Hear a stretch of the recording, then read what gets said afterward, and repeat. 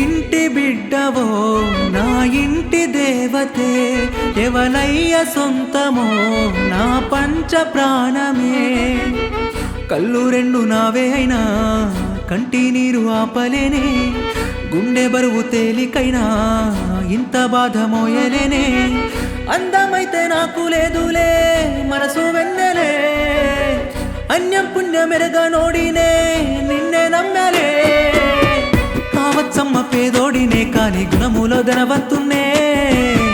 చేయొద్దమ్మ పిచ్చోడినే పైన భగవంతుడుంటాడులే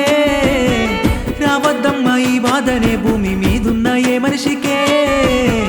పేదోళ్ళంటే ఉన్నోళ్ళకే ఆట బొమ్మల